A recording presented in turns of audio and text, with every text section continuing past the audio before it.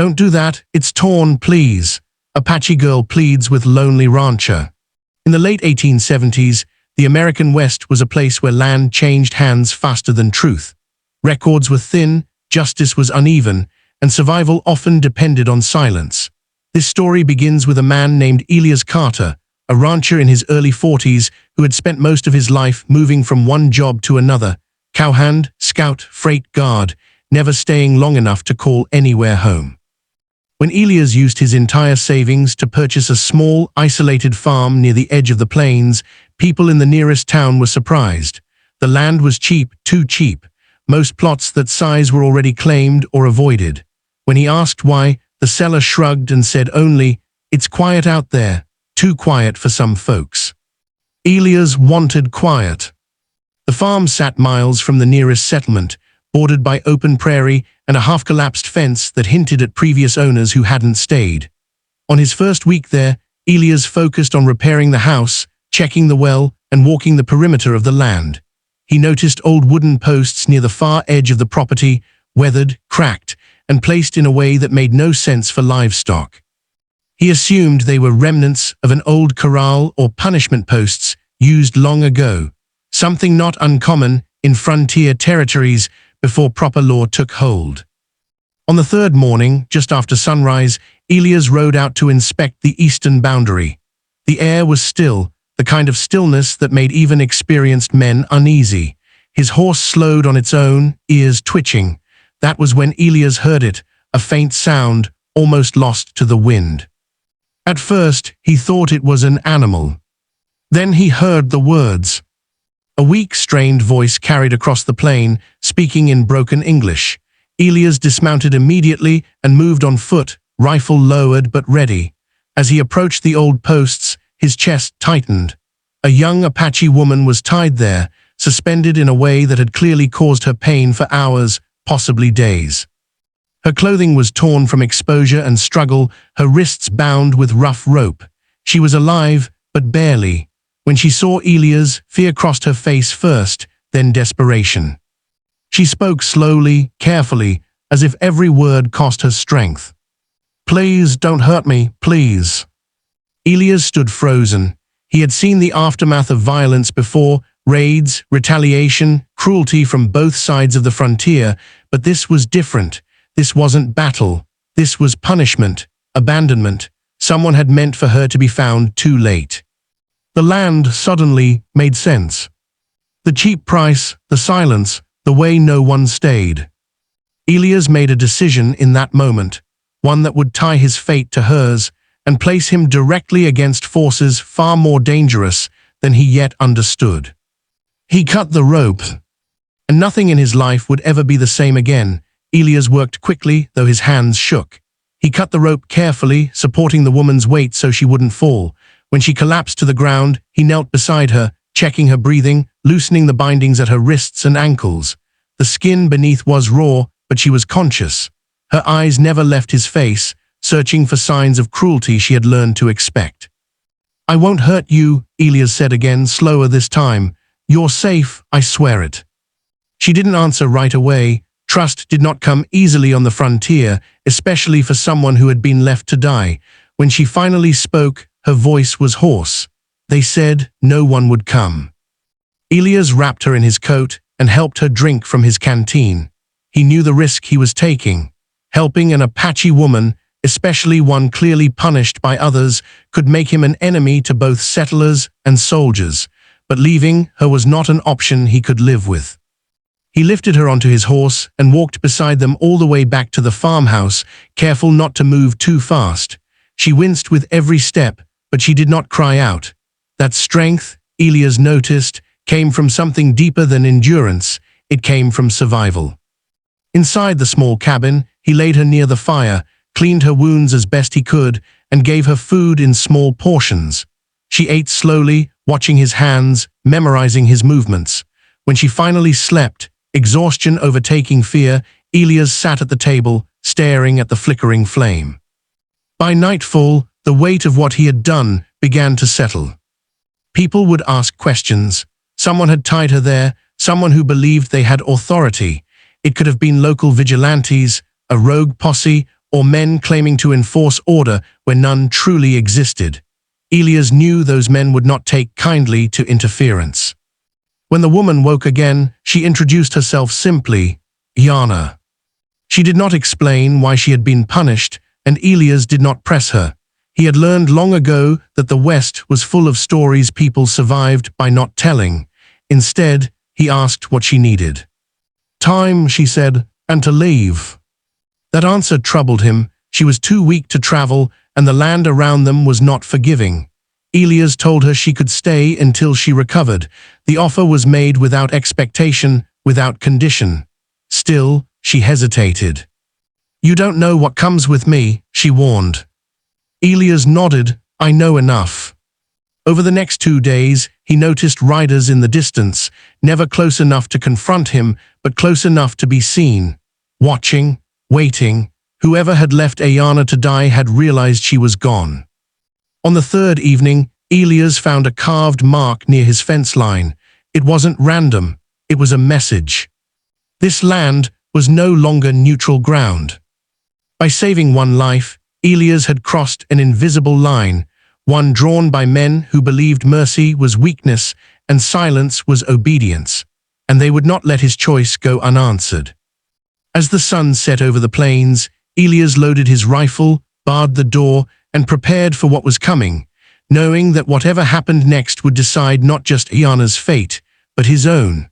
The knock came just before dawn. It wasn't loud, it didn't need to be. In the stillness of the plains, even a single knock carried weight.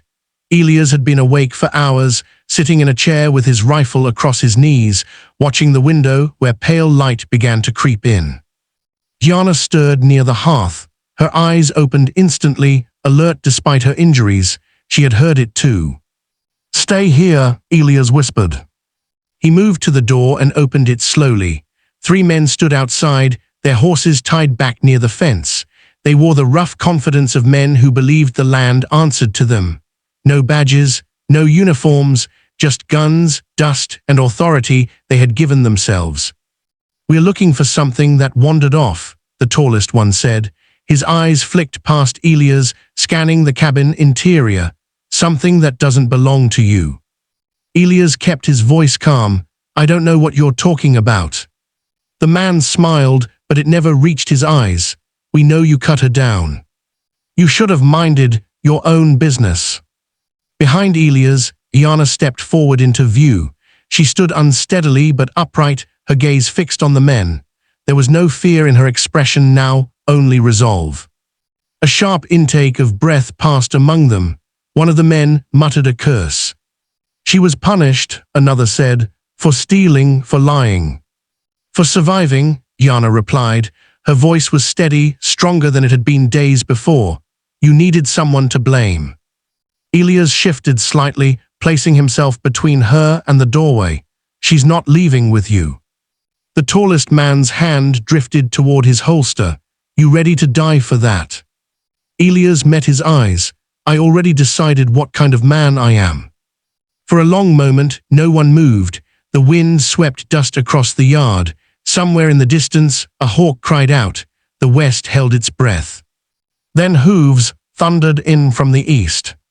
A cavalry patrol crested the low rise near the fence. 5 soldiers, rifles slung, faces hard with suspicion. Someone had reported unusual activity. Maybe Mercy had allies after all. The vigilantes backed away slowly, hands raised just enough to look harmless. The tallest man shot Elias a final look, one filled with promise, not defeat. This isn't over, he said. When they rode off, the soldiers questioned Elias briefly. He told the truth, carefully, completely. One of the soldiers looked at Ayana, then at the marks still visible on her wrists, and said nothing more. By midday, the patrol was gone. So were the men who had come at dawn. But the peace that followed was thin. Yana sat outside later, wrapped in a blanket, watching the horizon. They'll come again, she said quietly. Elias nodded, I know. She turned to him then, you didn't have to do this. I know, he replied, that's why it matters. That night, Ayana told him part of her story, not all of it, but enough. She had been accused because she was alone, because no one would defend her, because fear needs an easy target. Elias listened without interruption. By the time the fire burned low, one truth was clear to them both. Staying meant danger, but leaving meant uncertainty. The land around them was changing, hardening around cruelty dressed as order. And somewhere beyond the horizon, a choice was forming, one that would demand more than courage. It would demand sacrifice. The decision to leave wasn't spoken aloud at first. It settled between them quietly, like dust after a storm. Elias knew the land well enough to understand when it turned hostile. The plains had eyes now. Too many riders passed by, too many pauses near the fence. Danger no longer announced itself, it watched and waited. By morning, he saddled the horse before the sun fully rose. Yana stood near the cabin door, her blanket pulled tight around her shoulders. She was stronger now, but the wounds had not fully healed. Some pain lived deeper than skin. Elias could see it in how carefully she moved, how she measured each step. "We can head north," Elias said. "There's a trading post near the river, fewer questions there." Gianna nodded but didn't answer right away. Her gaze lingered on the land, the wide openness, the silence that could feel like freedom or a trap, depending on who you were. "Running doesn't always mean safety," she said finally. "I know," Elias replied, "but staying means blood." They packed what little they could carry, food, water, a few tools, and Elias' rifle. Before leaving, he walked once more through the barn. The posts where she had been tied stood empty now, but the memory of them felt heavier than wood. He paused, then took an axe and split the rope still hanging there. The sound echoed sharp and final. They rode out just after dawn. For hours, the plains stretched endlessly ahead of them. The wind carried no promise, only distance. Yana rode behind Elias at first, her hands resting lightly on the saddle horn, her balance careful. By midday, she sat straighter. Strength returned slowly, stubbornly. It was near the dry ravine that Elias noticed the tracks. Fresh, too fresh. He slowed the horse, scanning the horizon. 3 riders emerged from the low hills, spreading wide as they approached. The same men from before, no longer hiding behind threats. This time, their intentions were clear. Elias stopped the horse. "Get down," he whispered. "Stay behind the rocks." Yana obeyed without argument. She had learned when silence was survival. The men rode closer, rifles visible now. "You really thought you could just leave?" the tallest one called. "Thought the land would forget." Elias dismounted slowly, keeping his hands in view. "Let us pass. There's no reason for more trouble." The man laughed. "There is when you embarrass people who don't like being seen." The first shot cracked the air. Elias dove for cover as dust exploded near his feet. He returned fire, not to kill, but to slow them. The echo of gunfire shattered the quiet plains. Horses screamed. One man fell, clutching his shoulder. Another circled wide, trying to flank. From behind the rocks, Ayana watched, heart pounding, not in fear but in resolve. She saw Elias stumble as a bullet grazed his arm. Blood darkened his sleeve. Without thinking, she acted.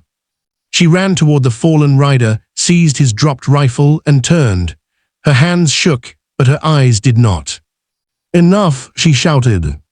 The men froze, not because of the gun, but because she stood there unbroken. Elias looked at her, stunned. She fired once into the air. The sound carried farther than the bullets before it. Across the plains, it was a declaration. The remaining men retreated, dragging their wounded with them, pride wounded deeper than flesh. Silence returned. Elias sank to his knees, breathing hard. Ayana stood beside him, rifle lowered. "That choice," she said quietly, "was mine too." He nodded, "I know."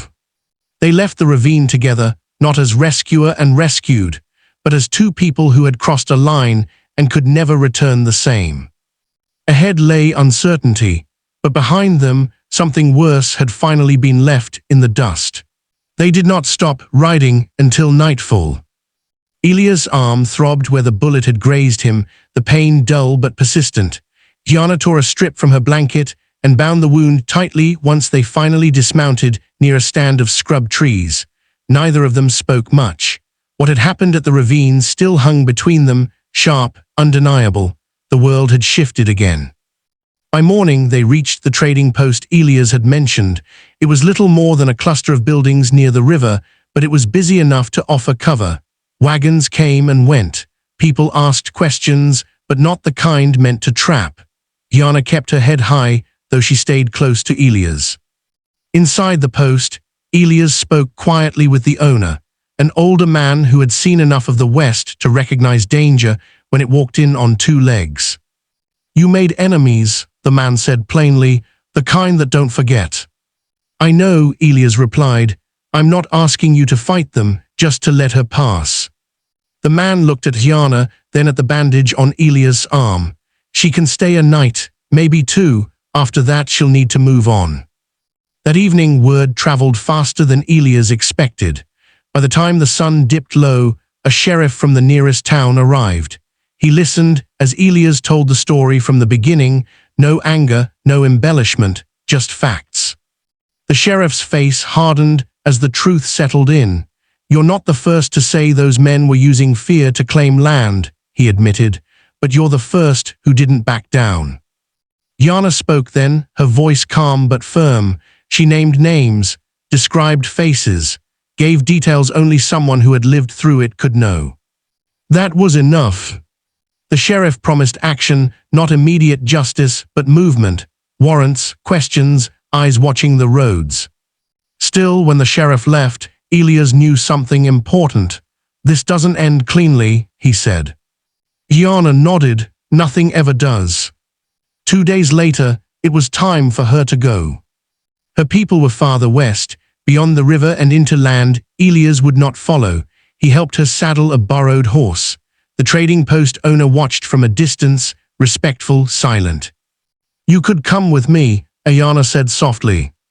Elias considered it, a different life, a harder one perhaps, but shared. Then he shook his head. "I belong where the problem started," he said. "Someone has to stay." She understood. Before mounting, Yana reached into a small pouch and placed something in his hand, a simple carved token, worn smooth. "So you're remembered for what you chose," she said. Elias closed his fingers around it. As she rode away, Elias felt the familiar weight of loneliness return, but it was different now. Sharper but cleaner, he had been seen, he had acted, and that meant the land, for all its cruelty, no longer owned him completely. Behind him, the trading post bustled on. Ahead, Ayana rode toward a future shaped by survival, not silence. And Elias turned back toward the plains, knowing the final cost of his choice had not yet been fully paid, but certain, at last, that it had been worth it. Elias returned to his farm alone, riding back across land that looked unchanged but felt entirely different. The sky was wide as ever, the grass bending in the same familiar waves, yet something had shifted beneath it all.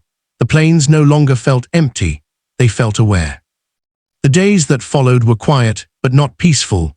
Elias repaired fences, tended the well, and worked the soil as if routine could anchor what remained uncertain. At night, he kept a lamp burning and his rifle close, not out of fear, but readiness. He understood now that choosing to act did not end danger, it only clarified it. 2 weeks later, the sheriff arrived with 2 deputies. They brought news. The men who had claimed authority over the land had scattered. One was arrested trying to sell stolen property. Another fled south. Statements had been taken, testimonies recorded. It wasn't justice in the grand sense, but it was consequence, enough to break the pattern. "You did more than you know," the sheriff said. "People talk now, they're less afraid to." Elias nodded. He didn't feel victorious, he felt tired. As summer passed, travelers began stopping by the farm, some for water, some for work, some simply because the place no longer felt avoided. Elias paid fair wages, asked no questions that didn't need asking, and offered shelter when storms rolled in. Word spread slowly, the way honest things do.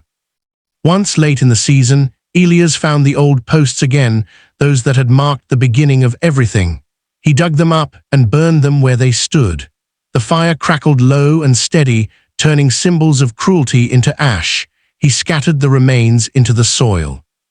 Years later, Elias would hear that Hiana had reached her people safely, that she had spoken openly of what had happened, not with bitterness, but with clarity. Her voice carried weight because it carried truth. They never met again. But sometimes, when the wind crossed the plains just right, Elias felt certain she was not far in spirit. He kept the small carved token she had given him on a shelf near his bed, not as a reminder of danger, but of choice. Elias grew older on that land. His hair grayed, his hands stiffened, but his resolve never softened. When others looked away, he did not. When silence pressed in, he answered with action. He understood something the West rarely taught outright. Cruelty survives best where good people decide it isn't their concern. On a clear autumn morning many years later, Elias saddled his horse and rode the perimeter one last time. He stopped where the posts once stood. Grass grew thick there now, unmarked, free. He dismounted, removed his hat, and stood quietly. The plains stretched on, indifferent and eternal, but somewhere within them a record remained, not written in books or laws, but in memory. The memory of a moment when one man refused to look away. And because of that, the land remembered mercy too.